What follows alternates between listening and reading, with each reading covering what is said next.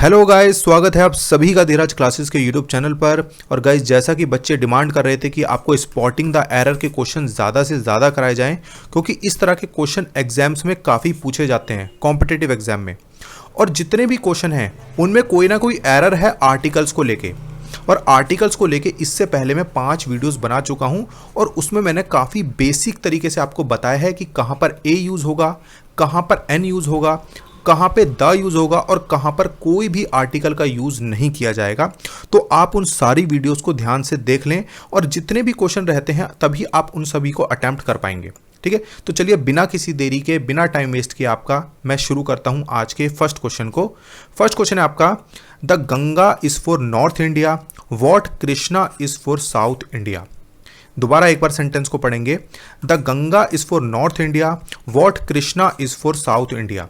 जब भी आप एरर वाले क्वेश्चन करें तो ये ए पार्ट बी पार्ट को ना पढ़ें, आप ए बी सी को ना पढ़ें।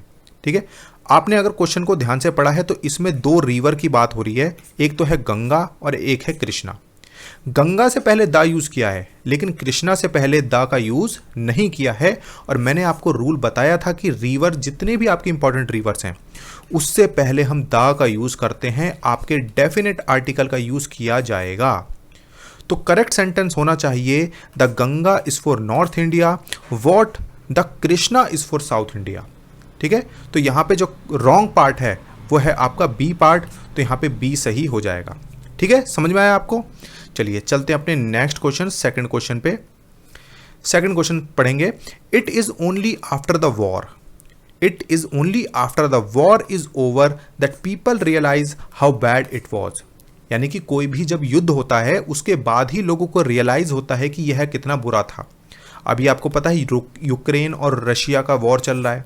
ठीक है, तो जब ये वॉर ओवर हो जाएगा तभी लोग रियलाइज करेंगे। तो यही एक जर्नल सी एक स्टेटमेंट है, लेकिन यहाँ पे किसी भी वॉर को लेके बताया नहीं है कि किसके बीच में वॉर है।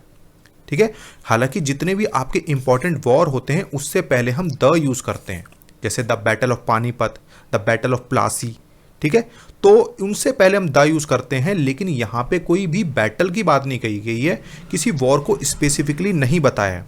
तो यहाँ पे द का इस्तेमाल नहीं होगा, यहाँ पे क्या यूज होगा, यहाँ पे ए का यूज किया जाएगा। ठीक है, क्योंकि डब्ल्यू में साउंड है वो की, और वो क्या है आपका एक कॉन्सोनेंट है, और कॉन्सोनेंट है तो यहाँ पे ए यूज किया जाएगा। It is only after a war is over that people realise how bad it was. ठीक है, तो यहाँ पे जो रॉन्ग पार्ट है वो आपका ए पार्ट है, तो यहाँ पे ऑप्शन ए सही होगा। ठीक है, समझ में आया आपको? चलिए चलते हैं अपने नेक्स्ट क्वेश्चन, थर्ड क्वेश्चन पे। उससे पहले आपके लिए एक जरूरी सूचना, जो भी बच्चे हमारे चैनल पे न्यू हैं आप मुझे सिंपली अपना नाम लिख के मैसेज कर देना, हम आपको अपने ब्रॉडकास्ट सिस्टम से जोड़ देंगे, ताकि केवी की कोई भी इंफॉर्मेशन आती है रिगार्डिंग वैकेंसी, सिलेबस या पैटर्न, वो हम आपको शेयर कर देंगे। ठीक है, और प्लीज़ अगर आपको वीडियो अच्छा लगता है तो लाइक किया करो और कमेंट करके मुझे ज़रूर बताया करो। ठीक है, चलिए थर्ड क्वेश्चन को लेते हैं अब। Pandit Nehru made famous speech on the historic occasion of independence. दोबारा एक बार सेंटेंस को पढ़िए। देखिए, इंग्लिश में आप सेंटेंस को जब दोबारा पढ़ेंगे तो आपको कहीं ना कहीं एरर खुद ही पता चल जाएगा। Pandit Nehru made famous speech on the historic occasion of independence. अब जब आपने इस सेंटेंस को पढ़ा होगा आपको कहीं ना कहीं बीच में पॉज आया होगा, क्योंकि कहीं गलती थी।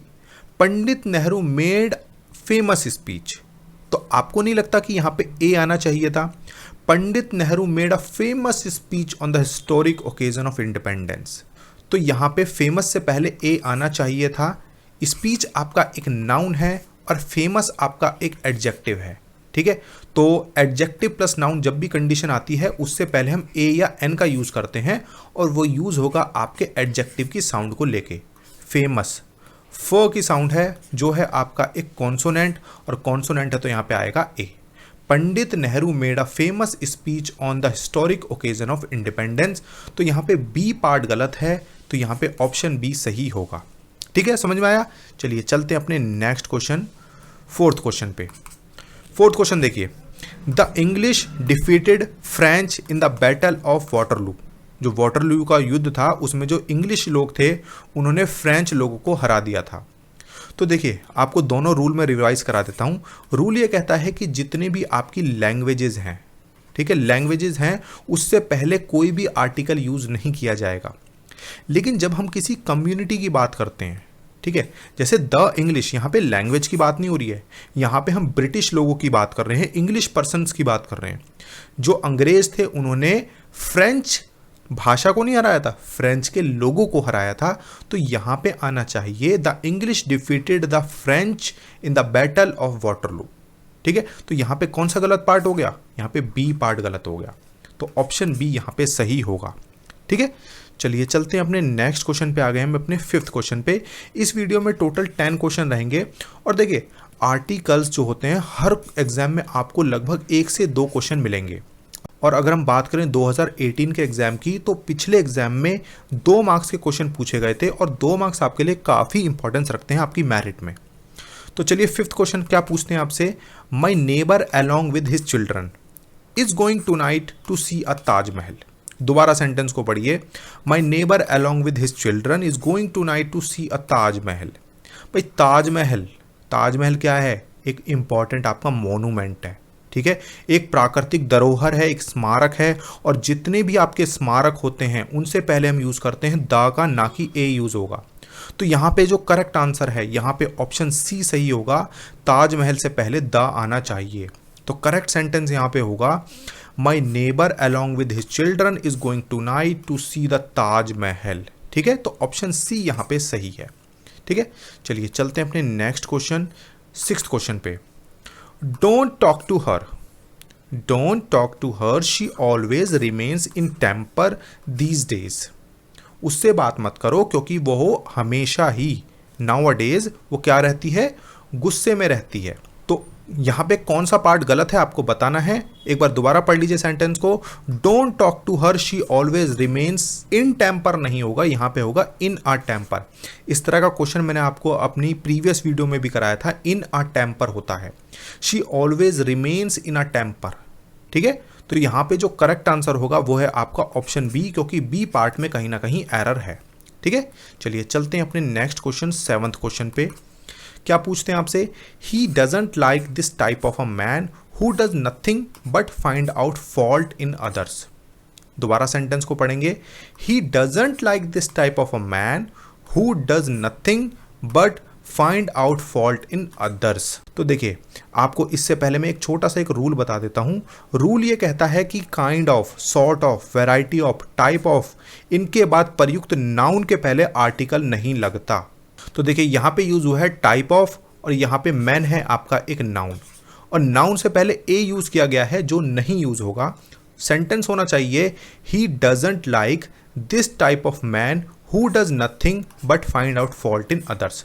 हालांकि जनरली लोग इस तरह के सेंटेंस को यूज करते हैं अपनी कॉमन बोलचाल में, he doesn't like this type of a man, this type of a woman, kind of a person, ये नहीं होना चाहिए, दिस टाइप ऑफ मैन होगा। ठीक है, तो यहाँ पे जो करेक्ट आंसर है वो है आपका ऑप्शन ए, ए पार्ट में यहाँ एरर है। ठीक है, चलिए चलते हैं अपने नेक्स्ट क्वेश्चन 8th क्वेश्चन पे। 8th क्वेश्चन आपसे पूछते हैं, we should drink several glasses of the water daily if we want to remain healthy. दोबारा एक बार सेंटेंस को पढ़ेंगे, we should drink several glasses of the water daily if we want to remain healthy. तो बता दीजिए जल्दी से कि कहाँ पर एरर है, ए पार्ट में, बी पार्ट में, सी पार्ट में, या फिर नो एरर। तो देखिए यहाँ पे जो गलत पार्ट है, गलत है, वो है आपका वाटर से पहले यहाँ द यूज किया गया है जो नहीं यूज होगा। वाटर है आपका एक अनकाउंटेबल नाउन। ठीक है, जैसे मैंने आपको बताया था गोल्ड, गोल्ड आपका एक अनकाउंटेबल नाउन है। तो यहाँ पे जो गलत पार्ट है वो है आपका बी। करेक्ट सेंटेंस होना चाहिए, we should drink several glasses of water daily if we want to remain healthy. ठीक है, तो यहाँ पे ऑप्शन बी सही होगा। ठीक है, चलिए चलते हैं अपने नेक्स्ट क्वेश्चन 9th क्वेश्चन पे आ गए हम अपने। 9th क्वेश्चन आपसे कहते हैं, it is a fact that most of people desire to work less but earn more. दोबारा सेंटेंस को पढ़ेंगे, it is a fact that most of people desire to work less but earn more. हालांकि आपने अगर sentence को ध्यान से पढ़ा है तो आपको एरर पता चल गई होगी पढ़ने में ही। तो कहां पर है error, it is a fact that most of the people, most of the people, आपने देखा होगा मोस्ट ऑफ के बाद हमेशा द ही यूज किया जाता है। ठीक है, most of the people desire to work less but earn more. वो काम कम करना चाहते हैं और कमाना ज़्यादा पसंद करते हैं। तो यहाँ पे बी पार्ट में एरर है, तो ऑप्शन बी सही होगा। ठीक है, चलिए चलते हैं अपने लास्ट क्वेश्चन 10th क्वेश्चन पे। 10th क्वेश्चन है आपका, sitting under the shade of tree for while made us fresh. दोबारा सेंटेंस को पढ़ेंगे, sitting under the shade of tree for while made us fresh.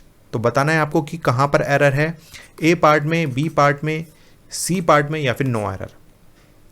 तो देखिए, sitting under the shade of tree, tree से पहले क्या आना चाहिए था, ए आना चाहिए था। Sitting under the shade of a tree, किसी पेड़ के नीचे बैठने के बाद ही आप फ्रेश फील करते हैं ना, तो किसी स्पेसिफिक ट्री की तो यहाँ बात नहीं हुई है, कोई भी एक ट्री की बात की गई है, तो यहाँ पे ए आएगा, शेड ऑफ अ ट्री। तो यहाँ पे जो रॉन्ग पार्ट है वो बी पार्ट है, तो ऑप्शन बी यहाँ पे सही होगा। ठीक है, तो गाइज ये थे आपके टोटल 10 क्वेश्चन। आई होप आपको अच्छे से समझ में आए होंगे, और प्लीज़ वीडियो अच्छा लगा है तो लाइक जरूर कर देना और कमेंट करके तो ज़रूर बता देना। ठीक है, चलिए, thank you so much guys.